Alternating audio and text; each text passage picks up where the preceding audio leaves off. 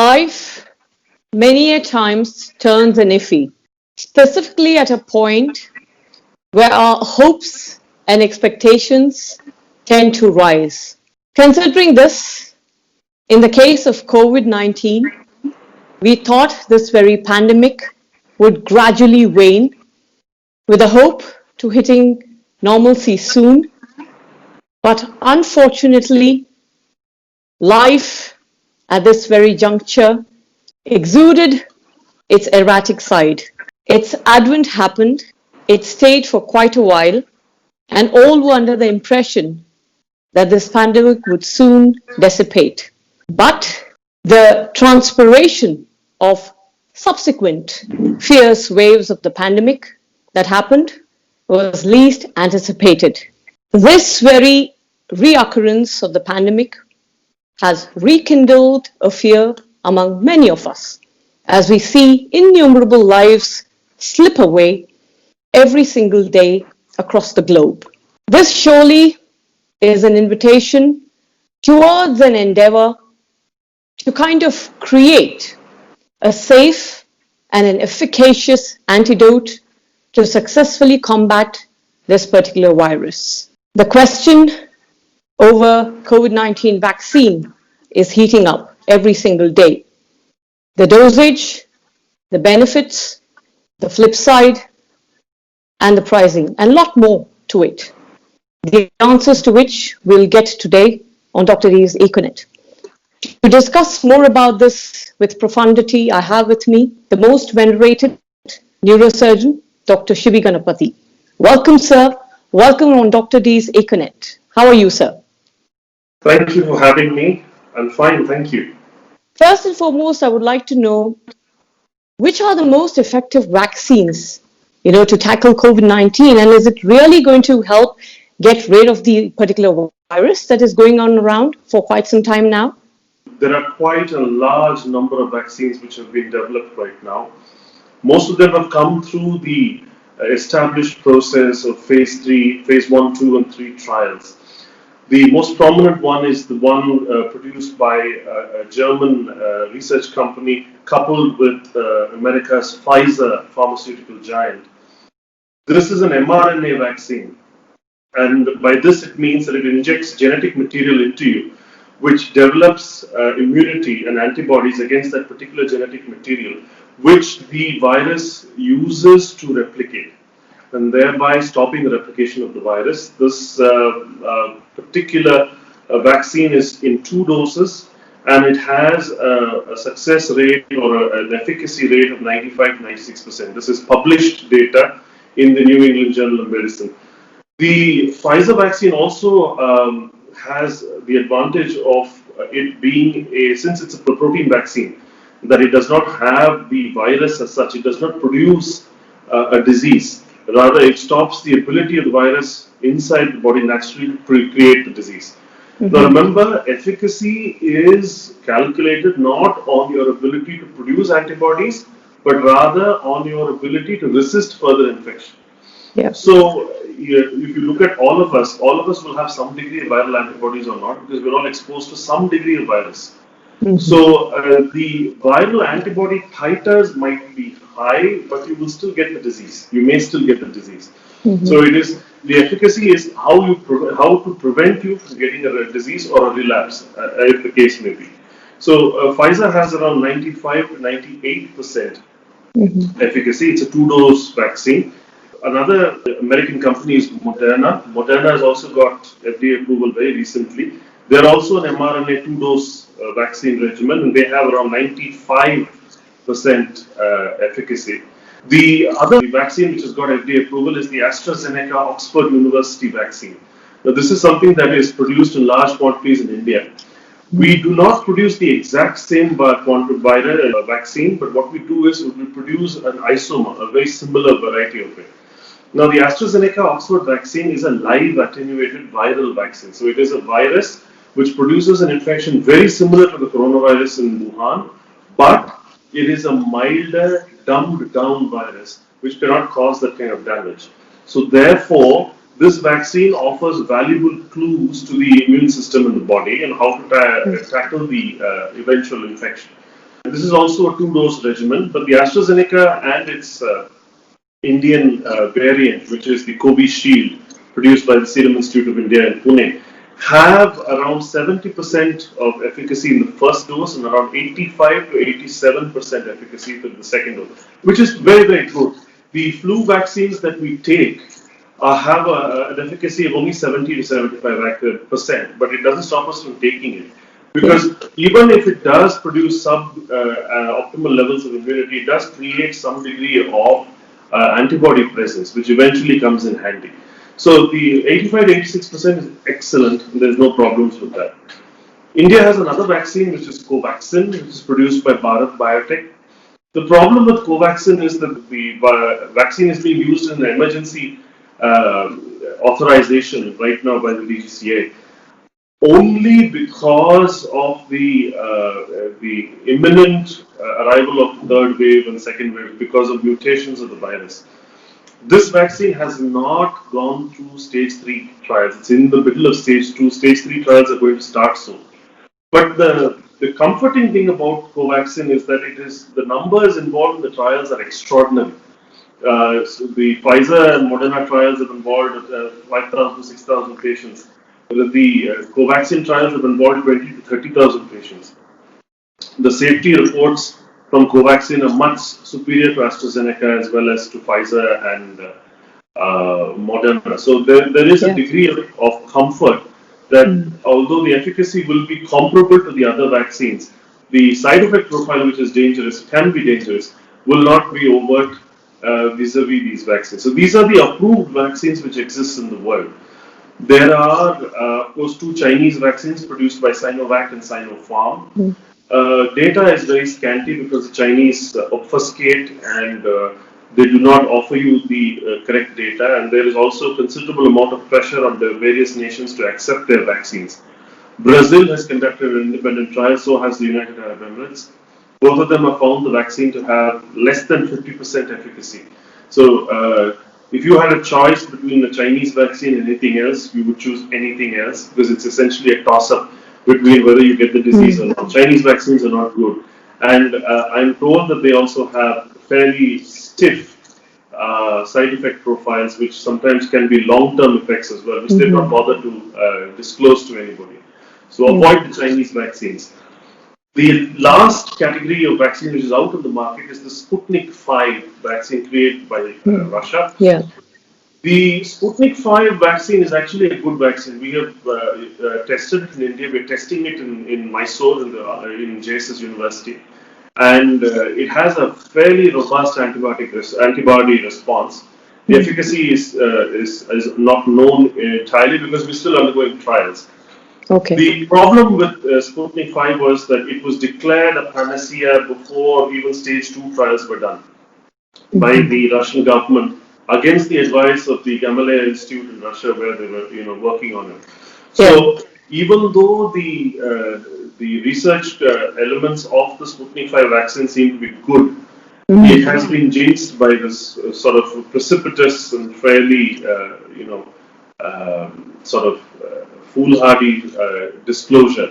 And because of this, what happens is even though it's a good molecule, it's a good vaccine, there is resistance in the general public to take this vaccine and to export this vaccine.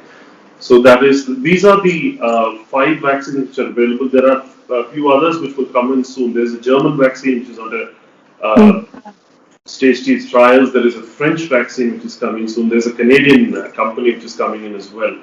But none of them have come up close to coming up with the goods. So these are the 5 vaccines in circulation right now. 2 American, 1 British, 1 Indian, 2 Chinese, and 1 Russian. Wow, there are certainly a horde of vaccines which are available to fight against coronavirus. Well, the efficaciousness of the particular vaccine that was actually my second question, but great that with each vaccine you had spoken about how effective the vaccine is going to be, which made it all the more meaningful, right. So, Doc, what are the possible side effects? We are hearing n number of theories on the side effects, or as far as the flip side of the vaccines for COVID-19 is concerned. Now, a lot of theories have been kind of debunked. What is true, what is not? It is very difficult to decipher. So what, according to you, is the real picture? I would like to know whether there exists any side effects of the vaccine. All medical products used in an allopathic manner will have some adverse drug reactions. This is a given, and it is always a risk-benefit analysis where you look at the benefit that the particular drug or vaccine confers vis-a-vis the side effect profile that it has. Moderna and Pfizer both have some degree of pain after injection, along with some swelling, and they have flu-like symptoms which persist for almost a week. But generally, it's mild and it is manageable, and after which it completely becomes normal. The flu-like symptoms are also present in the AstraZeneca vaccine. There are reports of neurological illnesses which which have resulted in the Covishield trial, which is the AstraZeneca equivalent in India, but these have not been proved to be substantial. The litigant was supposedly suffering from neurological illness prior to being involved in the trial as well. So that is possibly inconsequential. The other issue is about long-term side effects and infertility, malignancy potential, and so on like that. The honest answer is we don't know. Okay. Because we've not tried the vaccine out for quite some time. It's been possibly 10 to months of vaccine trials which have been going on. So we don't know. What is, however, comforting is that although the vaccine is new, the virus is new, the process of vaccine generation, the process of drug testing, vaccine testing is not. It's a time-tested, established technology which has brought in extraordinary amount of safety into the pharmaceutical market. So although we do not have the luxury of 5 to 10 years to look at long-term results of the vaccine, we can extrapolate that they will not be significant. That is to say that they will not be very, very incapacitating side effects, incapacitating effects of the vaccine in a long time. So I would still strongly recommend that you take the vaccine and trust in the process which has given rise to the vaccine right now. Right, right. And what is the dosage of the vaccine, doctor? Well, there are two. I'm not sure of the ml as such, but you need 2 doses. Most of them are 2-dose vaccines. The Chinese vaccines are single dose, but they don't work. So it would be preferable to take any of the other vaccines. They're all 2-dose vaccines, including Sputnik. And according to you, if you see the future as such, how long would you say that this particular vaccine would help eradicate this very problem of coronavirus? It's a logistical issue because we must remember that the AstraZeneca vaccine, its Indian variant as well as Covaxin, need 2 to 8 degrees for preservation. And the other issue is the transportation. It's a logistical nightmare to transport to the hinterland of not just developed but developing nations as well and vaccinate every single person. Generally, when you achieve a certain degree of immunity, it is dubbed as herd immunity. And you don't need to vaccinate everybody. You just need to vaccinate a critical number, a critical mass of population. So that confers herd immunity. So that critical mass varies from place to place, and therefore there is a certain logistical calculation involved in planning this entire aspect. So the delay may not be from the vaccine anymore. The vaccines are there. They're working. They're being mass produced. Serum Institute in India has 50 million doses of Covishield ready. Covaxin is also being produced. More doses are being exported. There's considerable amount of resources being devoted to production of these compounds. So vaccine availability may not be the issue right now. What will be an issue is transportation. As I said, refrigeration is required for the Indian vaccines. Pfizer and Moderna require minus 29 degrees. They need to be in liquid nitrogen. So it is very, very difficult to transport it in the tropics and in the subtropical regions, especially if you do not have the infrastructure and cold chain in place. So that is something that is considerably dangerous. So logistics and planning and government execution is what is going to hold us up. So once that is done, uh, there is a significant uptick in immunity against the coronavirus. So then we should gradually start limping towards normalcy. I do not imply that a vaccine is a panacea, one shot, and then you can throw your mask away and walk around. Right. There is an efficacy statistic which says that there is a chance that you will still get the virus. If you do get the disease, it will be a milder version of the disease, but you still can get the full version of the disease. The probability is a lot lower, especially post-vaccination in comparison to if you were not vaccinated before. Probability of you getting a relapse, a second relapse, and all are very, very low in comparison to a non-vaccinated person on a placebo. These are the phase 3 trial reports. But the best response against the coronavirus until we reach critical mass and then suddenly there are no new infections would still be to social distance, wash your hands, and to wear masks. That is probably the safest, most effective means of preventing yourself from getting these diseases. And with COVID, the elderly seem to be a lot more susceptible getting the virus, compared to the other age groups. So in what way would the vaccine be really effective for them? And you think that the elderly should take the shots first as against the other age groups? Susceptible individuals, susceptible age groups, susceptible social groups should be vaccinated first. And that is the plan mostly.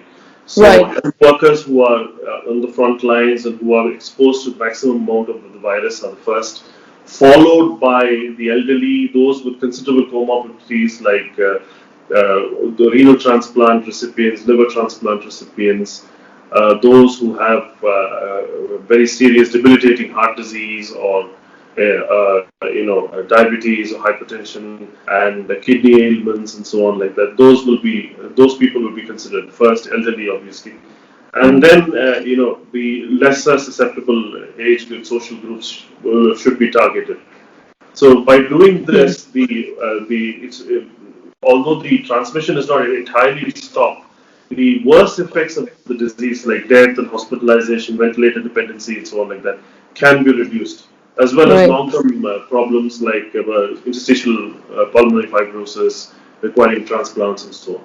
As they say, there's light at the end of the tunnel. So I just hope that with the beginning of 2021, we have the vaccines here now and they prove extremely effective in combating this very coronavirus. We all get rid of this very pandemic soon and have a great beginning for this year. It was lovely chatting with you and hope to have you for many more sessions in the future. Thank you so much, Doc. Thank you. Thank you. Thank you.